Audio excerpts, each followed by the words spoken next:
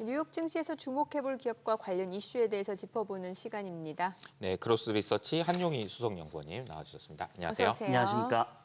네, 최근에 이제 제약바이오 업종을 달구는 화두가 비만 치료제거든요. 그래서 글로벌 비만 치료제 시장을 장악했다라고 할 수 있는 곳이 일라이 릴리하고 노보 디스크예요. 네. 근데 이제 최근 상황은 좀 어떻게 정리하고 계신가요? 일단은 그 최근에 이제 일라이 릴리가 경구용 오포글리프론 3상을 좀 발표를 했었죠. 네. 근데 네.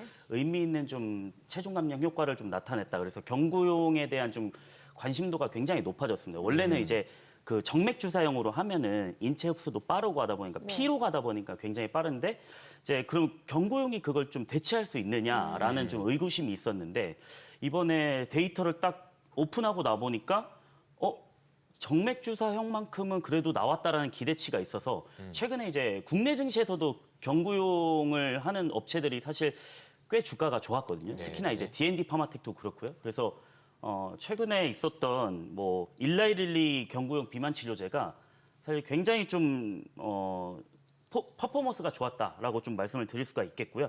이게 좀 쉽게 말씀을 드리자면은 네.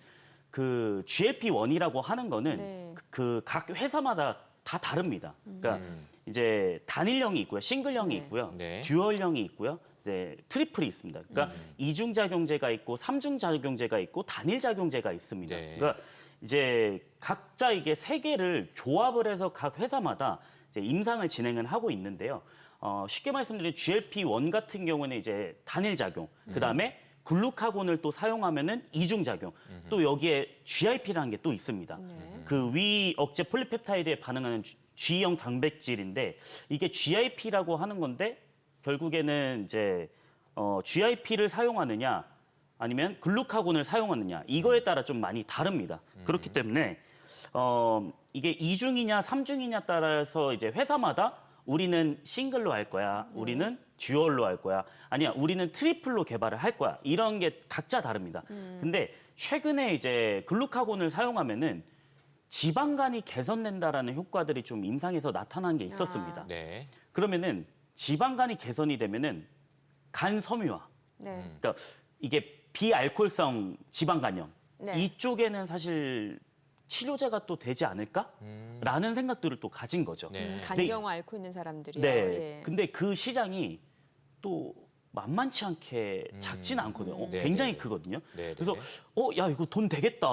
그럼 여기도 우리 해보자라고 하는 것들이 지금 회사들마다 각자 좀 다르다라고 보시면 좋을 것 같습니다. 네. 저 아까 정정하고 싶은 거는 정맥 주사가 아니라 피하 주사죠 원래는. 네네. 예, 앞서 정맥 주사라고 네. 말씀해 주셔갖고. 네, 피하 네, 주사제입니다. 어떻게 혼자 정맥 주사를 놓을 수는 네, 없잖아요. 맞습니다. 왜냐면 뱃살을 되게 잡고 아프잖아요. 나 뱃살을 잡고 정맥 나는 주사. 이거 네, 피하 맞습니다. 주사죠. 네, 피하 피하 주사제입니다. 주사는 배에 있는 네. 정맥을 찾으려면 굉장히 네, 맞습니다. 다 전문가가 돼야 돼요. 네. 네. 근데 릴라일리하고 노보노디스크가 처음 내놨던 비만 치료제가 이제 경구형 그리고 비만 네, 이제 먹는 비만약 이게 네. 이제 업계에서 완전히 게임 체인저가 될 수 있다 이렇게 좀 보시는 건가요? 네. 그 경구용 같은 경우에는 저는 게임 체인저라기보다는 일단 데이터를 지금 하나둘씩 발표는 하고 있거든요. 네. 지금 일단은 오포글리프로는 데이터가 잘 나왔습니다. 그래서 이거 경구용 좀 기대를 해봐도 되겠다라는 생각을 좀 가지게 됐고요. 네. 그러면은 이번에 그 노보노디스크가 네. 이번 주 목요일인가 수요일 날 그 실적 발표를 하지 않았습니까? 근데 그때 IR 자료를 제가 가져왔는데 네. 여기서 제가 형광펜으로 쭉 녹색을 칠해준 네, 부분들이 네. 있습니다. 그러면은 여기서 이게 해석을 하자면은 25년 2월 달에 미국 FDA에 제출을 했습니다. 이게 네. 경구용이고요. 네. 그래서 오랄 세마글루타이드인데 25ml 용량이 한 25ml 정도 됩니다. 그래서 네. 오랄 세마라고 불리는데 이거를 이제 25년도 2월 달에 미국 FDA에 제출을 했고요. 이제 승인 대기 중입니다. 그러면은 경구용으로서는 가장 빠르게 진입을 하는 거죠. 어. 그렇기 때문에 저는 여기서 체중 변화가 있습니다. 보통 우리가 임상을 하게 되면은 경구용도 다 임상을 하지 않습니까? 네네. 그러면 임상을 할 때 그 위약군하고 그다음에 그 약 투약군이 있습니다. 네. 두 가지 그룹이 나눠지지 않습니까? 그러면은 여기서 플라스보랑 그다음에 투약군이 있는데 이 비교가 어느 정도 되느냐 데이터를 좀 봐야 되는데 네. 일단은 위약군에서는 체중 변화가 마이너스 2.7% 정도 빠지는 걸로 나왔습니다. 네. 네. 그다음에 오랄세마 25ml 정도 투약한 환자 같은 경우에는 16.6% 정도 나왔습니다. 차이가 많이 나네요. 네, 그러면은 차이가 꽤 많이 나는 네. 거죠. 16.6%라는 것이 몸무게가 그만큼 네, 준다는 거예요? 체중 감량입니다. 많이 되네요. 네. 네, 대상자 평균 체중이 105kg 정도였습니다. 아, 네. 그래서 경구용으로서도 지금 노보노디스크가 이제 진입하는 오랄세마 같은 경우에도 이게 위약군하고 그다음에 오랄세마 투약군하고 비교했을 때 14% 정도 차이잖아요. 네. 그러면은 통계적으로 좀 유의미한 결과를 나왔다고 판단을 할 수가 있는 거죠. 네. 그렇기 때문에 지금 일단은 노보노디스크가 진출을 하게 된다라고 하면은 일라릴리는 좀 긴장을 하겠죠. 우리 빨리 레타트루타이드 빨리 해야 되겠다. 이제 2중이 아니고 3중으로 가야겠다. 네. 그거는 이제 글루카곤이 아니고 GIP랑 GLP까지 다 아우르다 보니까 네. 이거의 장점이 또 뭐냐라고 봤을 때는 이제 다양한 장기에서 문제가 있는 부분들이 있잖아요. 네. 이게 계속 GLP-1이 확장이 되는 게 이거 간에도 좋네?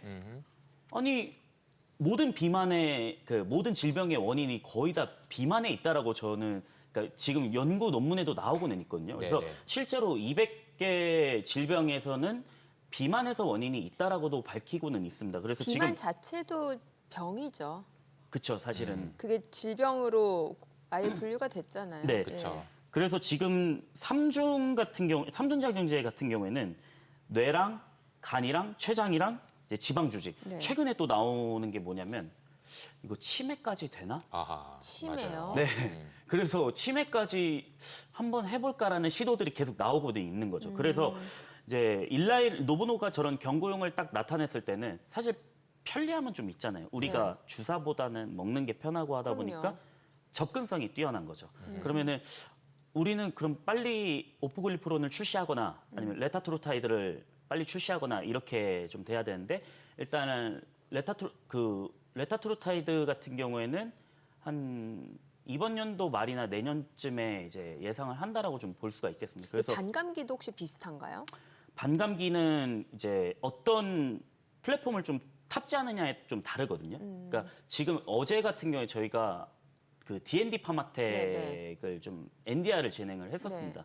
저희 사무실에서 진행을 했었는데 그 할로라는 플랫폼이 좀 있었는데요. D&D 파마텍 같은 경우는 이 할로라는 플랫폼을이나 아니면 패길레이션을 좀 탑재를 하게 되면은 약효가 좀 지속되는 게 있습니다. 이거는 이제 펩트론이나 인벤티지랩이랑은 조금 다른 거죠. 네. 이 펩트론이나 인벤티지랩은 이 약물을 이 주머니에 싸가지고 천천히 녹인다라고 하면은 그 D&D 파마텍 같은 경우에 이거를 좀 늘려주는 거죠. 그래서 좀 살짝 비슷하다라고 생각을 하실 수 있겠지만은 살짝 다르기는 합니다. 천천히 하는 게 서방형이라고 하는 건가요? 천천히 약효가 천천히 늘어난다라고 보시면 좋을 것 같습니다. 근데 그 D&D 파마텍 같은 경우에는 일단 반감기를 좀 늘리는 부분들도 있습니다. 그래서 경구용에서는 사실 반감기가 좀 중요한 부분들도 있는데 그렇죠. 이게 같이 진행하는 게 이제 메세라. 네. 어제 이제 미국 증시에서 좀 주가를 보시면은 노보나랑 일라일리는 좀 빠졌거든요. 네. 맞아요. 근데 이제 바이킹이나 네. 메세라 같은 경우에는 오히려 크게 상승을 했습니다. 한 7%, 8% 정도 상승을 했는데 근데 이거는 좀 특이한 이슈가 좀 있었습니다. 뭐냐면 이제 약가 인하 이슈. 네. 아, 그 약가 인하 이슈 때문에 사실 빠진 거라고 보고 있고 그 D&D 파마텍이 이제 그 12주 결과를 이제 6월 달에 발표를 합니다. 근데 여기서 경쟁사 약물이 베링거 인게라임이 또 네. 하나가 있습니다. 근데 이 베링거 인게라임이 거의 지방간 감소가 이제 한 50% 정도 나왔거든요. 근데 그거는 베링거 인게라임은 이게 위고비나 아니면은 싹센다 한번 맞아보신 분들은 메스꺼움이나 구토 현상이 좀 발생을 해요. 이게 그렇다고 부작용으로. 하더라고요. 예. 네. 그래서 투약을 임상 시작하자마자 투약을 한 번에 많이 할 수가 없고 단계적으로 몸이 적응하게 아. 조금 이렇게 늘리거든요. 네네. 근데 베링거인게라임은 이걸 48주를 했어요. 네. 그래서 조금 늘리면서 이렇게 했는데 지금 D&D 파마텍이랑 이제 메세라 DD01이라고 불리는 건데 이게 지금 12주 정도 하는 거거든요. 그러면은 48주한 베링거 인게라임하고 D&D 파마텍 12주한 거랑은 4회 차이지 않습니까? 네. 근데 타겟이 베링거 인게라임보다 조금 안 돼도 이게 상업성은 좀 있다라고 판단을 하는 거죠. 그래서 이거는 이제 6월 달에 나옵니다. 그래서 6월 달에 CRO에서 이제 분석을 하고 나서 바로 그 데이터를 받으면 공시를 하는 바로 해야 되거든요. 네. 이거는 공시를 안 하면 이제 또 벌점입니다, 이게. 그래서 공시를 바로 해야 되기 때문에 아마 6월 초중순쯤 나오지 않을까. 그 주가를 좀 여쭤보고 싶은데요. 네. 이제 사실 이제 말씀하신 대로 그 치료제들 다 좋은데 일라이린이나 노보노디스크를 주가를 보면은 최근에는 좀 별로 좋은 모습은 아니에요. 특히 이제 노보노디스크 같은 경우는 정말 많이 빠져서 맞습니다. 투자하시는 분들이 걱정이 많으실 것 같은데 만약에 이제 비만 치료제 관련된 투자를 하시는 분들이라면은 어떤 조언을 좀 해주시고 싶으신가요? 저는 좀 멀리 보셨으면 좋겠다. 왜냐면은 이게 비만에서 끝이 아니고 아까 말씀드렸다시피 이게 확장이 계속 되거든요. 그래서 저도 최근에 이제 비만 치료제 확장하는 거에 공부를 네. 하고 있는데 네네. 못 따라갈 정도로 많이 나오고 있습니다. 이게 양이. 네. 그래서 이 비만 치료제가 그 별명이 있잖아요. 만병통치약인가? 아. 이런 얘기를 좀 하잖아요. 네네. 네, 모든 뭐 장기를 치료하고 어떤 약에서도 반응을 하고 있다 보니까 이게 원래는 당뇨 빅파마- 치료 시작으로 한 거죠. 네.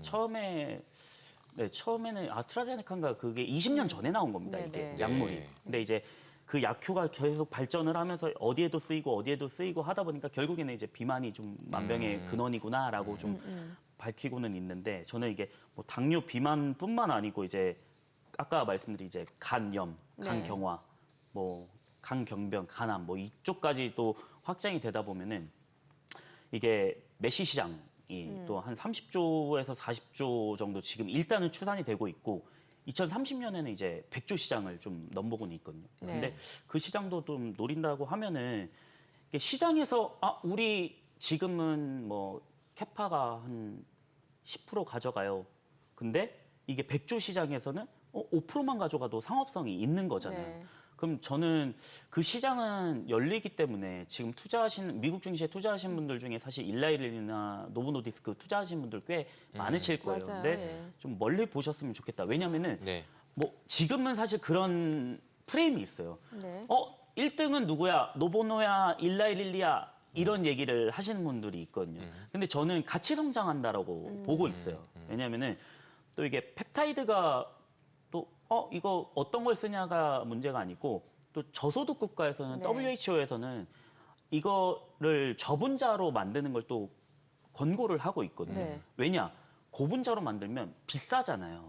근데 그럼 저소득 국가들도 그래서 최근에 가장 핫한 시장이 또 인도거든요. 네. 인도에서도 이거를 구매할 수 있고 그 수요가 있다라고 보는데 단지 가격 비싸다 보니까 그러면 저분자 화합물로 만들어서 그쪽 시장을 침투하게 되면 시장이 또 열리다 보니까 네.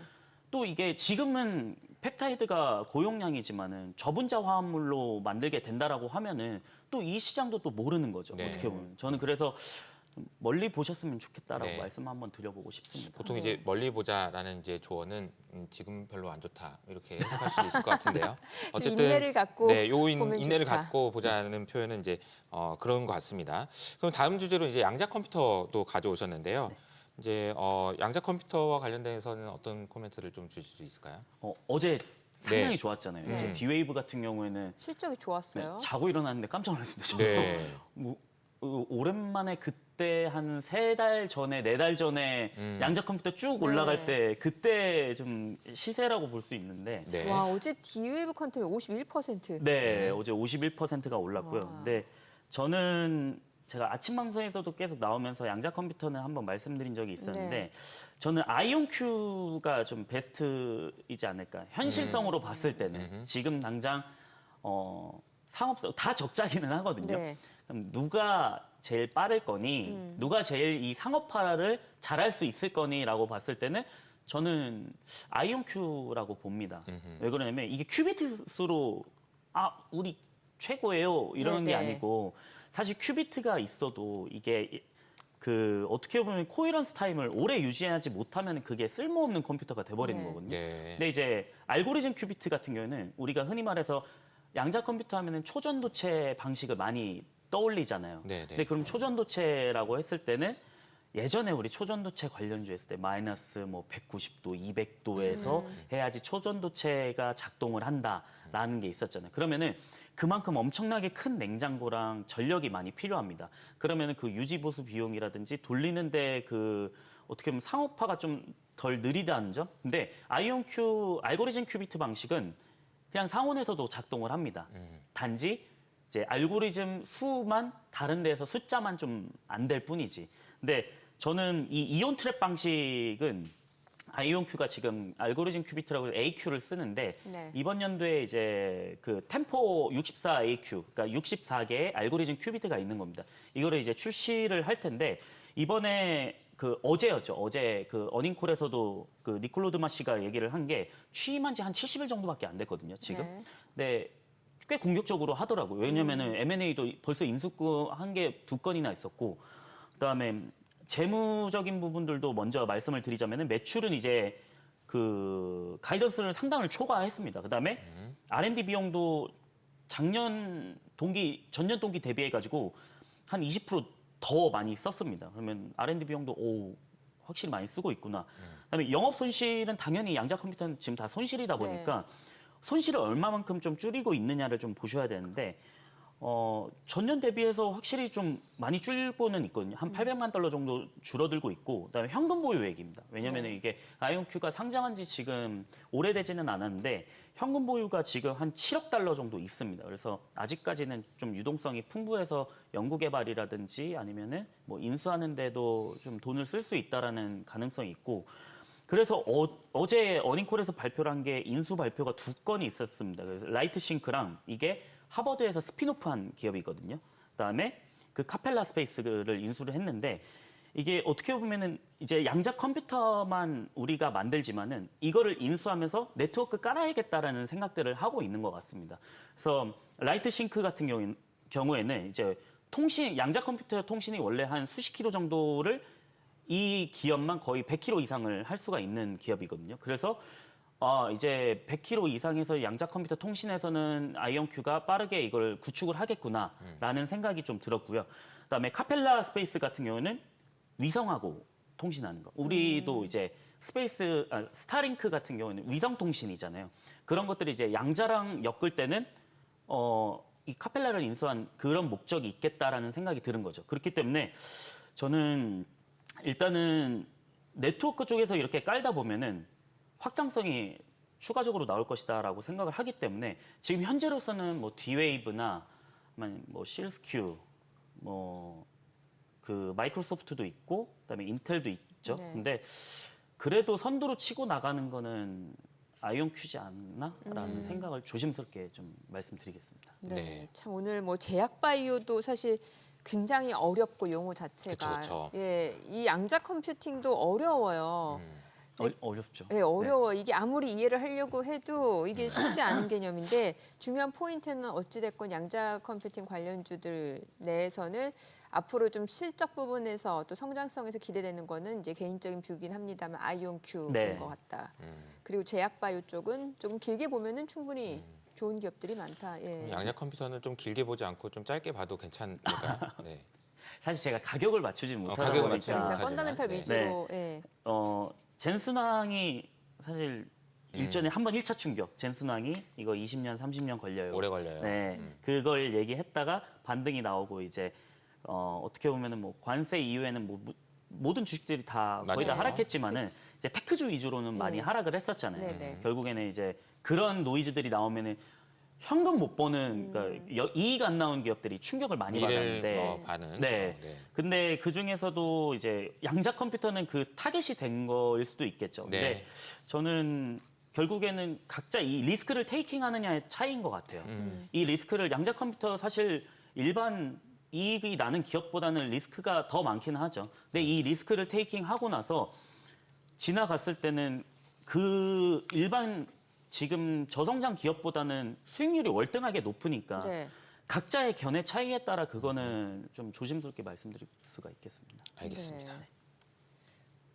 아니 그래도 저는 제약 바이오가 조금 더 이해는 쉬웠던 게 네. 왜냐면 이제 여성분들은 원래 비만 치료제 관심이 많고 그렇죠. 또 싹센다 같은 경우 주변에 하시는 분들 많거든요. 그래서 요즘에 이제 여성 투자자분이 과거에 이제 화장품 그거 되게 투자를 잘하셨고 요즘에 또 미용기기 그럼요. 해서 이제 투자를 잘하시는 것 네. 같더라고요. 관심도가 그쪽으로 많이 바뀌고 있는 것 같긴 합니다. 네. 그래서 확실히 그쪽은 이해도가 좀 있는데 양자 컴퓨터는 들어도 쉽진 않은 것 같다는 생각이. 오늘 내용은 저도 좀 어려웠던 것 그냥, 같습니다. 그냥 포인트는 네. 이거죠. 뭐 이온 트랩 방식과 초전도체 방식이 있는데 네. 이온 트랩에서는 아이온큐가 대세다. 네. 아, 여러 가지가 있습니다. 이게 광자, 양자 컴퓨터도 있고요. 네, 네. 그냥- 네, 더 얘기하시면 이제 아, 네. 네, 머- 그럴 것 같아요. 머리 약간 제가 지금 머리가 과부하 아픈데. 상태인데요. 네. 네. 네. 좋습니다. 네, 네. 오늘 알겠습니다. 여기까지 듣겠습니다. 네, 고맙습니다. 감사합니다.